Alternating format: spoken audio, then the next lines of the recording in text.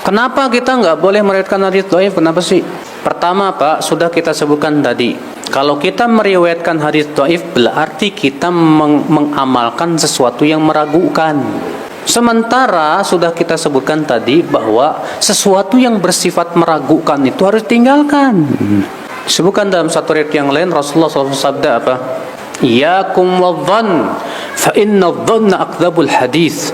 Jauhi oleh kalian dugaan-dugaan, karena dugaan-dugaan itu sedusta-dusta perkataan. Hadis yang dhaif itu masih duga-dugaan Pak. Ada dugaan iya, ada dugaan tidak. Iya kan? Masih tingkat duga-dugaan ini. Sedangkan Nabi mengatakan bahwa dugaan itu sedusta-dusta ucapan. Berarti kalau kita mengamalkan hadis dhaif, kita sudah mengamalkan sedusta-dusta ucapan. Kenapa? Karena itu sifatnya masih dugaan. Dan Allah menyebutkan dalam Al-Quran bahwa dugaan itu tidak boleh dijadikan sebagai sandaran dalam menetapkan kebenaran.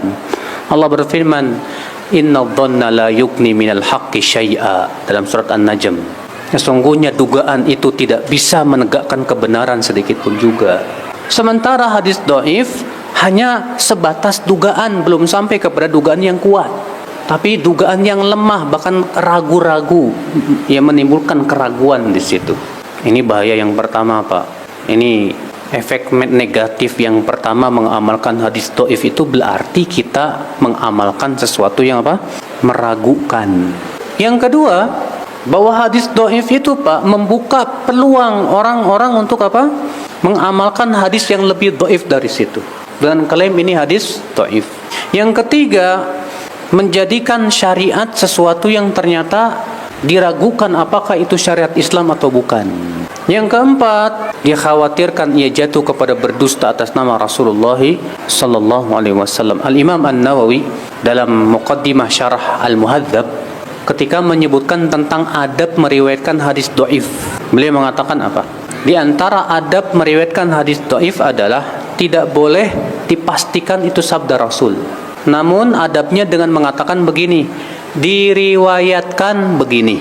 Tidak boleh mengatakan Rasulullah SAW bersabda begini. Maka siapa yang memastikan sebagai sabda Rasul pada itu hadis dhaif, kata Imam Nawawi apa? Maka ia termasuk orang-orang yang berdusta atas nama Rasulullah SAW. Hati-hati ya Pak. Imam Ibnu Hibban dalam kitab Al-Majruhin memberikan sebuah bab di mana beliau membawakan hadis, man haddatsa anni bihaditsin yura annahu kadzibun fahuwa ahadul kadzibain. Siapa yang menceritakan dariku suatu hadis yang masih diperkirakan itu dusta, lihat, maka ia termasuk salah satu dari dua orang yang berdusta. Kata Ibnu Hibban membawakan bab itu, bab man syakka fi riwayati ahwa minas sahih am minas saqim fahuwa dakhilun fi hadzal khabar. Siapa yang merasa ragu dalam periwayatannya apakah ini sahih atau tidak, tapi ia sampaikan ke orang-orang, maka ia masuk dalam hadis tersebut. Dhaif seluruhnya tidak bisa dipakai. Ada sebagian ulama yang menggunakan hadis dhaif untuk memotivasi, tapi tetap disebutkan bahwa hadis ini dhaif. Apakah itu diperbolehkan? Hadis dhaif bukan semuanya tidak boleh dipakai. Ada yang boleh dipakai tapi dengan syarat-syarat. Yang pertama, dhaifnya itu lemahnya bukan karena ada salah satu perawi pendusta atau tercoreng ya kehormatan agamanya. Ini nggak boleh nih kalau tercoreng kehormatan. Jadi kalau dia pernah dusta, dia memang dasarnya pendusta, pengarang-ngarang hadis, ini sudah jelas nggak boleh. Sama halnya kalau ada orang lemah hadis, ada namanya ikhtalata fi akhir umrihi. Jadi dia waktu masih muda kuat hafalannya, tapi setelah dia tua hafalannya melemah. Nah, hadis-hadis yang dia karena hafalannya melemah, kadang-kadang dibolak-balikan sama dia beberapa lafaz hadis di masa tuanya. Maka ini dalam ilmu hadis dikatakan ikhtalat fi akhir umri, dia sudah bercampur baur di akhir hidupnya, gitu kan. Nah, orang seperti ini hadis-hadis yang masih kuat hafalannya diterima, yang lemah dia sudah melemah hadisnya jadi lemah, gitu kan. Nah, kalau yang seperti ini hanya diambil yang sahih, yang pernah waktu dia masih kuat saja. Kalau ada pendusta nggak boleh terima sama sekali. Kalau orang bercampur baur di akhir hidupnya, maka yang akhir hidupnya juga tidak boleh diambil, tapi yang awal-awal waktu masih kuat hafalannya diterima.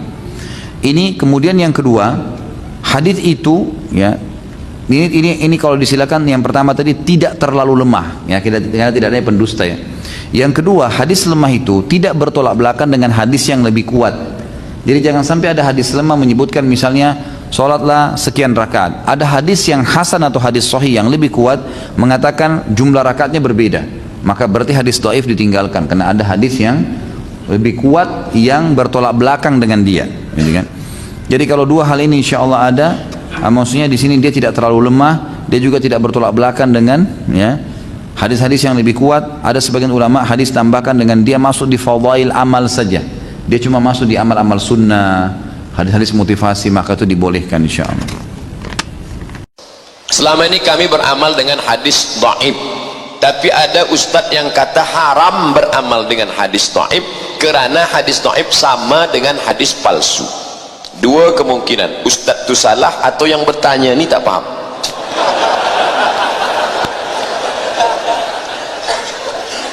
Dengar baik-baik apa kata Imam Nawawi. Ittafaqa ahlus sunnati, ittafaqal ulama ala jawazil amali bil hadis dhaif. Ini Nawawi yang berkata, sepakat ulama boleh beramal dengan hadis dhaif fi fadailil a'mal, dalam masalah fadail a'mal. Makanya ulama tak mempermasalahkan hadis dhaif selama cukup 5 syarat, kata Imam Jalaluddin Abdul Rahman As-Suyuti dalam kitab Takrib yang ditulis Nawawi, disyarah oleh Suyuti, Tadribur Rawi Syarah Takrib An-Nawawi. Tidak dalam masalah akidah, tidak dalam masalah halal haram, tidak ada periwayatnya yang kadzab pendusta. Dia dalam masalah fadail a'mal dan masih beri payung bernaung di bawah hadis sahih, maka boleh pakai hadis dhaif. Allahumma barik lana fima razaqtana wa qina azabannar. Belum lagi kurma itu masuk ke mulut dah berkelahi. Hadis dhaif jangan pakai, jangan pakai hadis dhaif. Aku 5 tahun mabuk minum khamar, tak ada orang melarang. Hari ini baru baca Allah malakasum tu kau larang aku. Ini untuk engkau. Orang menjadi rusak persaudaraan kerana hadis dhaif. Maka hadis dhaif boleh diamalkan selama cukup 5 syarat. Bukan masalah halal haram, bukan masalah akidah. Tidak ada riwayatnya yang kadzab pendusta, dia masih bernaung di bawah hadis sahih. Dan untuk fadail amal, utlubul ilma walau bisin, tuntutlah ilmu walau ke negeri Cina. Itu bukan hadis palsu, tapi katanya dia ada dalam kitab Al-Mawdu'at. Jangan baca satu kitab, sebab Ibnul Qayyim penulis Al-Mawdu'at melampau. Ulama lain tidak mengatakan tutur ilmu ke negeri Cina itu hadis palsu, tapi hadis dhaif, setakat dhaif, tak sampai pada maudhu'. Maudhu' palsu, bukan hadis sama sekali. Al-Bazinjan Syifa'un min kulli da', terong obat dari segala macam penyakit. Itu memanglah palsu. Siapa yang membuat? Tukang jual terong. Supaya dia laku, dia buat hadis palsu. Maka ini tak betul.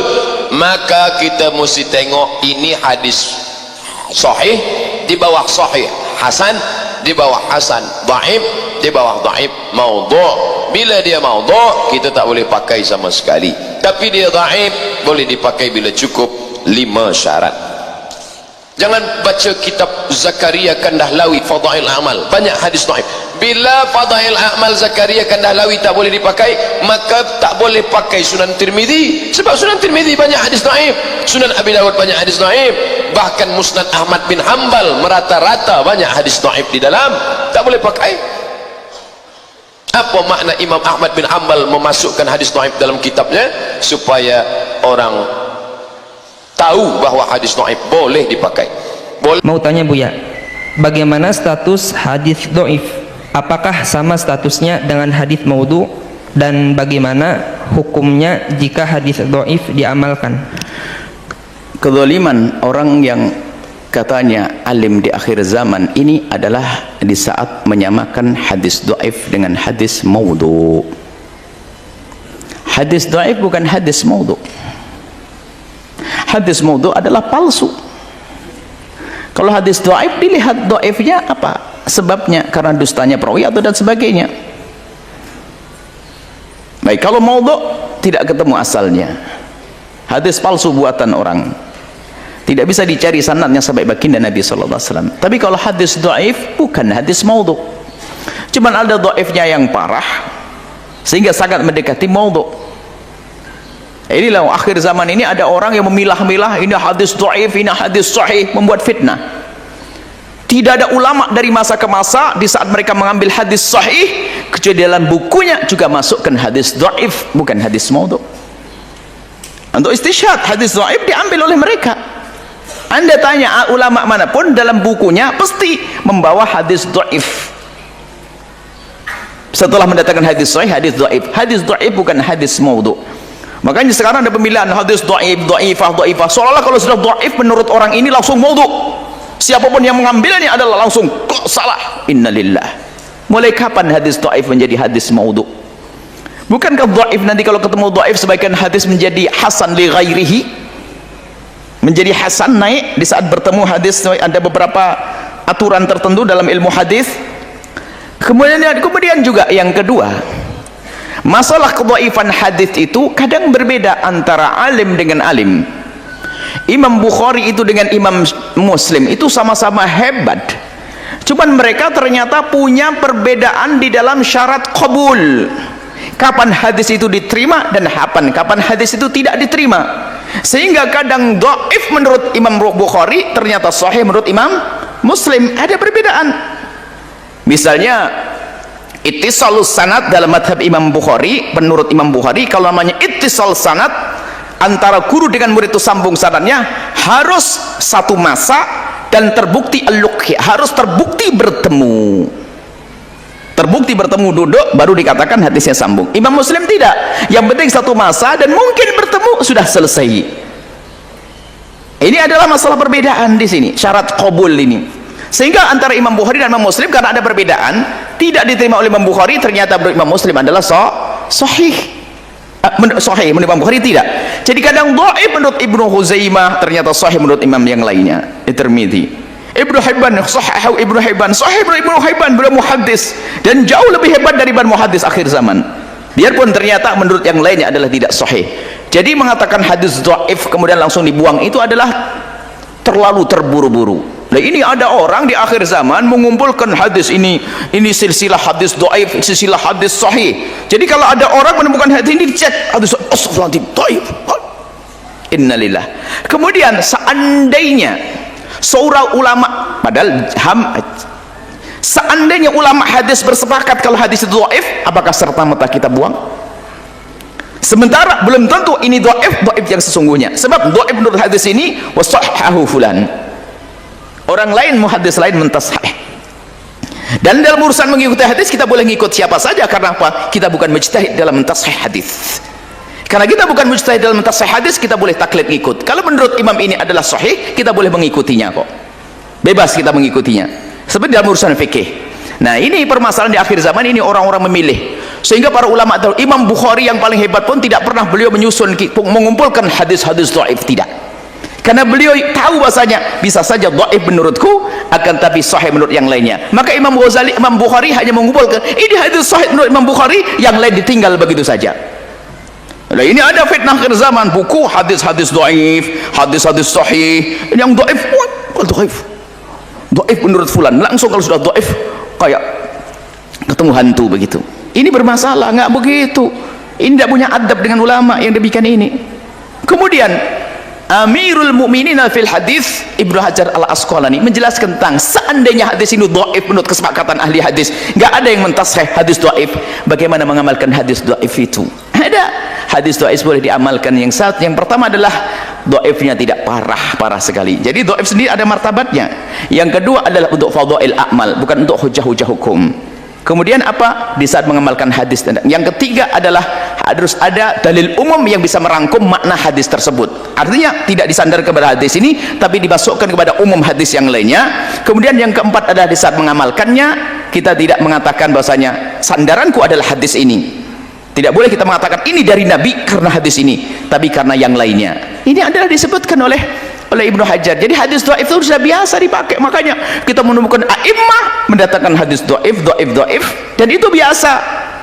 Akan tapi hadis dhaif yang mereka pahami adalah bukan dhaif yang memang diduga dusta perawinya sampai dia mengarah kepada maudhu', bukan.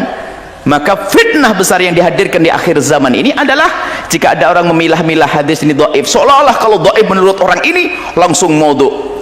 Bahaya sekali. Sementara sudah kita jelaskan tadi masalah mentad'if dan mentashih, ini kerjaan para ulama, dan antara alim dengan alim kadang ada perbedaan ijtihad di dalam mengatakan hadis ini sahih atau dhaif. Baik, seperti itulah. Semoga